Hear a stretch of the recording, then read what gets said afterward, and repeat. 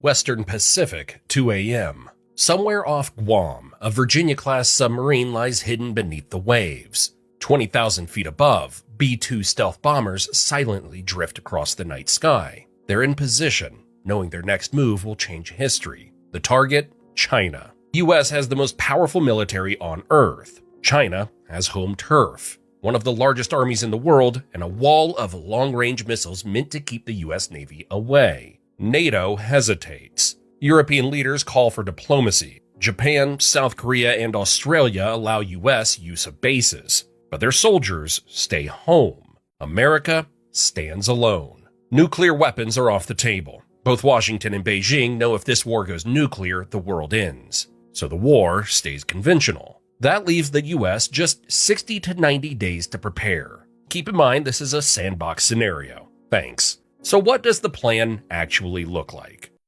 我在瓜子二手车买了台特斯拉，才花了9万9，买二手新能源就上瓜子。瓜子最近上了几千台新能源源头车，全是从个人和批发商这些源头来的。同样车况轻松省下万把块，错过就亏大了。瓜子二手新能源源头职工更省钱。 It starts with raw numbers. The U.S. can send 2 or 3 carrier strike groups into the Philippine Sea. It has 19 B-2 stealth bombers, 76 older B-52 bombers, and perhaps its most survivable weapons, 24 Virginia-class nuclear submarines prowling the deep. The Marines can draw on 32 amphibious ships to lift 2 Marine Expeditionary Brigades, though only a fraction are fully ready. A full Army Corps waits in reserve. The heavier force comes only after a port is secure. The invasion would unfold in phases. Phase 0 starts weeks before the first shot. Tankers, transports, and sea lift ships push towards Guam, Okinawa, and Australia. Pre-positioned stocks, shipping containers full of weapons and supplies kept ready in advance, are moved into place. U.S. cyber units probe Chinese networks,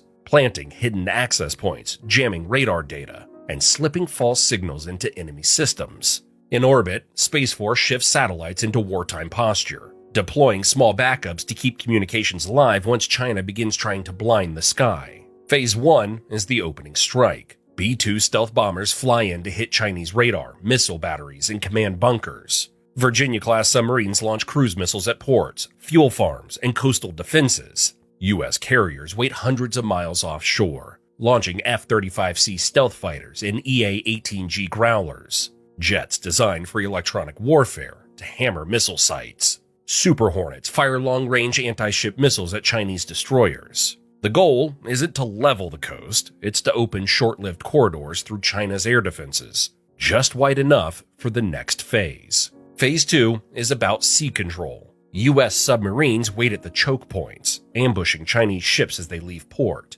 B-52 bombers drop sea mines across straits, aiming to trap the Chinese Navy inside. The U.S. doesn't need to control the sea forever, only to create short windows of superiority, lasting hours or days, just long enough for Marines and Army units to move in. Phase 3 is the hardest part, the landing. Where do you land an army on a coastline defended by the world's largest missile arsenal? The coast opposite is closest, but it's also the most fortified shoreline on Earth, with mountains behind it that favor the defender. The south near Guangdong ties into the South China Sea lanes, but it's home to China's main naval bases. Hainan Island is a fortress packed with sensors and submarines.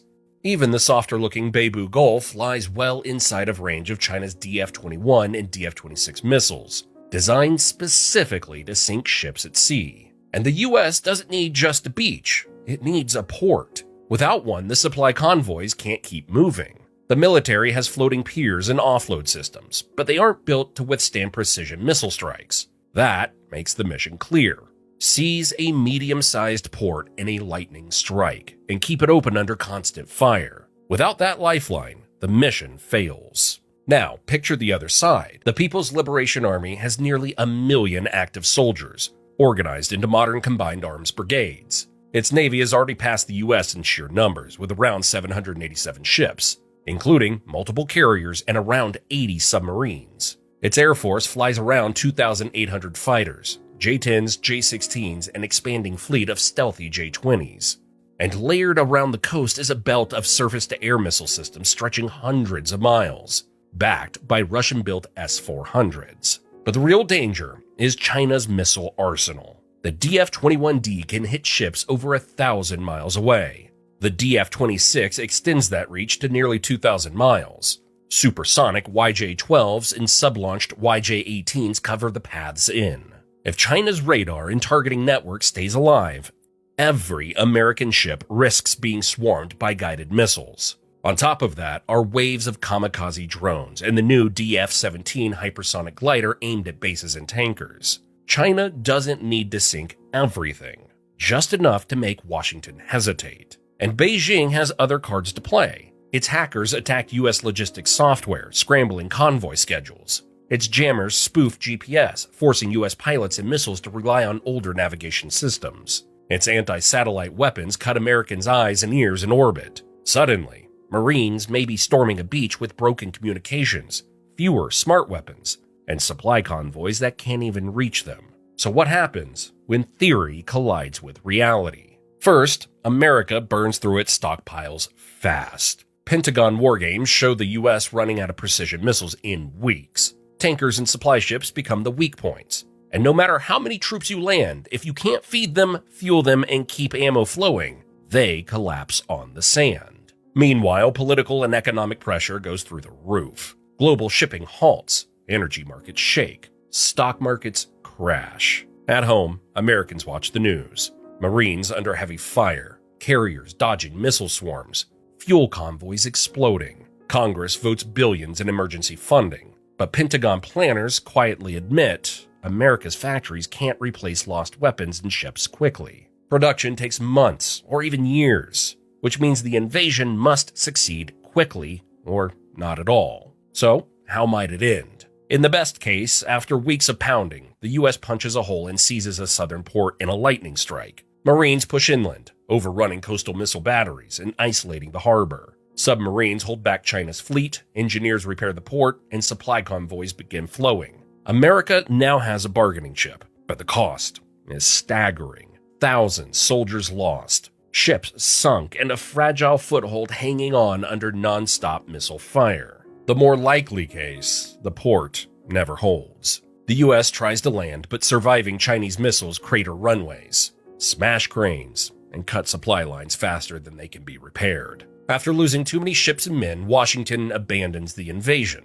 Instead, America shifts to blockade, long-range strikes, and raids. China bleeds economically, but the PLA still holds its ground. The war drags on without a U.S. foothold on the mainland. And then there's the nightmare. China's sensors survive intact. The strike chain, detection, tracking, and missile launch stays unbroken.